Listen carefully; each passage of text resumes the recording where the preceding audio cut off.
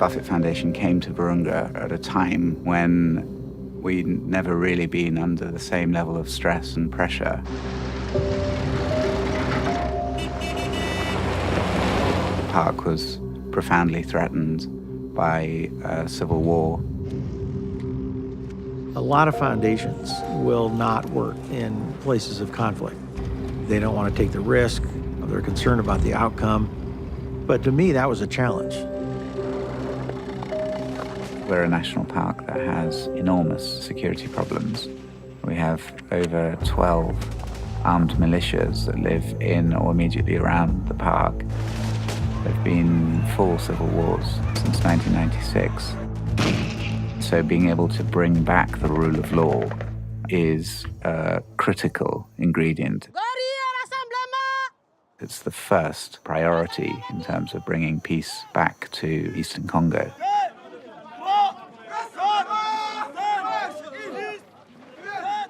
One of the first things we realized was if we were going to make investments in that area, the director, Emmanuel, needed to be able to have a ranger force that he could depend on. At the time, in terms of having a force that you could put together, have good tactics and good strategy, and that they could follow that, I mean, you just didn't have that. And I mean, who would want to be a ranger? It just meant getting shot at. We lost over 150 of our staff at a time when we only had about 250. There's no security service on Earth that suffers that level of fatality as Virunga. They're fighting all the time. I mean, they're under siege all the time. And you have this constant pressure on the park. You have people coming in and illegally fishing, people coming in and cutting down trees, people that are converting trees into charcoal. That's a big business where the rebels make a lot of money. The illegal use of natural resources is the way to finance their weapons and ammo.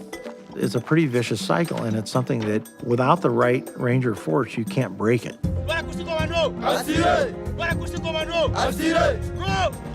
So we've provided support to do the training for the quick response group. We've bought a couple of high-speed boats so that they could move rangers quicker. We can't do weapons, we can't do ammo, but almost everything else we can do.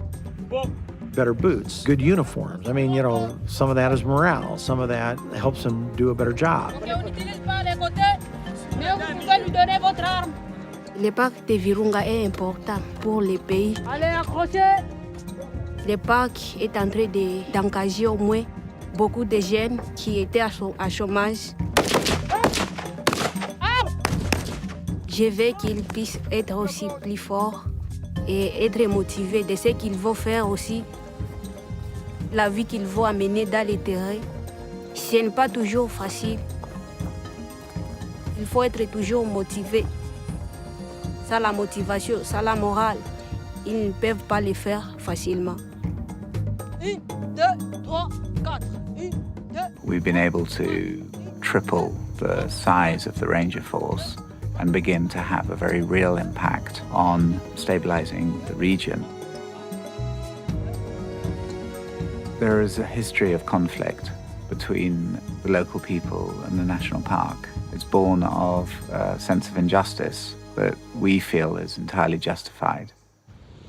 A national park in most places in Africa has displaced people, has taken away their opportunity to survive. The local population's living in extreme poverty. What they need more than anything is land to be able to cultivate, to be able to feed themselves and make some money. And on their doorstep, they have what's effectively 2 million acres of land that's been set aside. We have to think about the people who are paying the price for the protection of the national park. We need to create real, tangible value out of those natural resources. The people living in North Kivu need a cheap source of energy, and that's really what Virunga can bring. There's no greater natural resource in this part of the world than water. And in 2010, the Buffett Foundation helped us study the potential of the park's rivers and found that the park could generate over 100 megawatts of electricity and have a transformative effect on a very, very large area and a very large community, over 10 million people.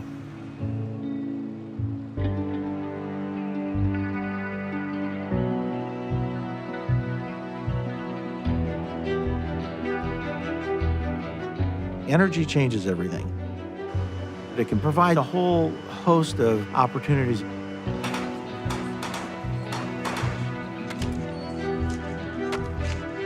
To start seeing power poles go up changes the circumstances completely.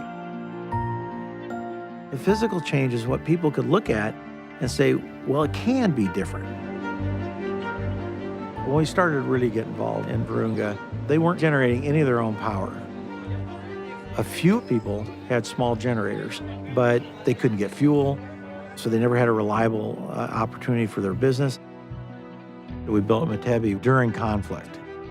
Now it's up and functioning, and it's pretty amazing to see it.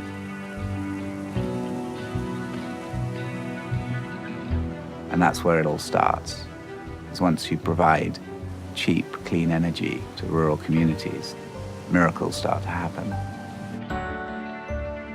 We paid for technology and infrastructure, and then we met with about 30 or 40 entrepreneurs, and they all had their ideas, they all had their business plan, and all of it was based on the fact that they had energy.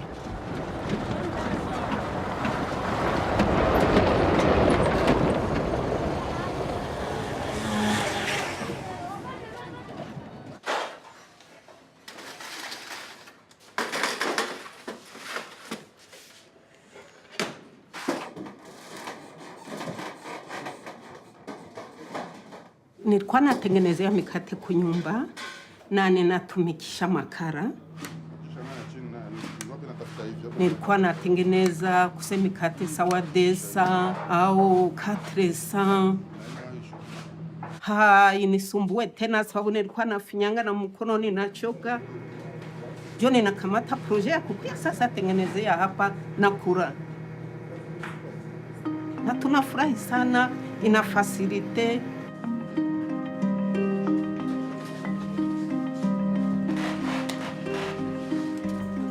It's always amazing to me how there's this general discussion about, well, how are we going to solve poverty?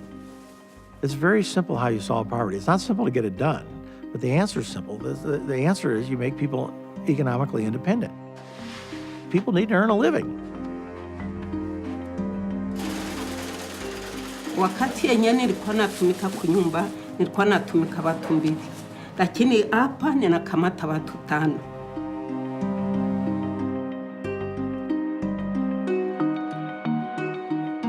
Mutwanga was a very successful pilot project. And so when they wanted to expand the plant, we agreed to double the size, so we financed that. The purpose is to construct the hydroelectric station, but also provide employment to the people of the areas.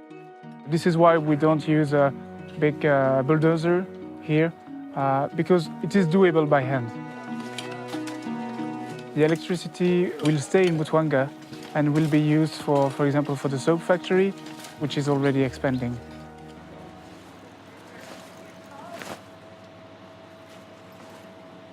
This soap factory needs more power. We are planning already to have a second line. We want to bring in a new air through education. We taught them how to work in a factory.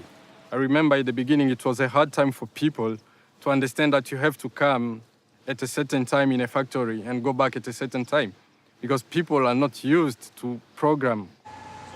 It's a new culture people are getting slowly.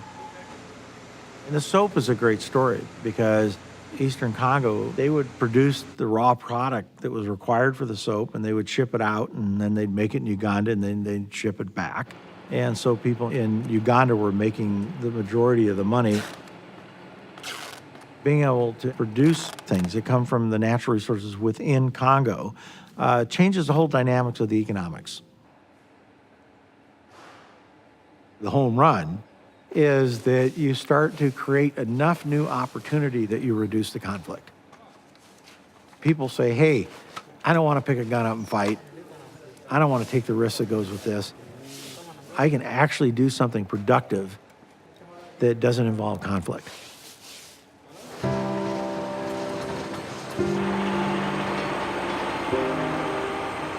You create jobs, you create hope.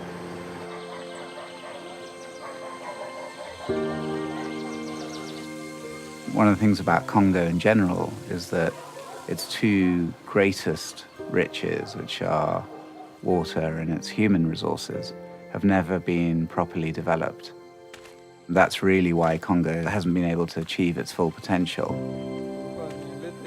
This is an experiment to see just how far we can go and transform an economy from a conflict economy into something that rebuilds a peaceful future for the Congolese people. You have a huge challenge in Virunga in changing some of the long-term fundamentals, but you do that one step at a time. It's not hard for us to say this is a place that we should be doing something. I mean, you are dealing with some resilient people. You're dealing with people who, I believe, if given an opportunity, will take full advantage of it and change their future.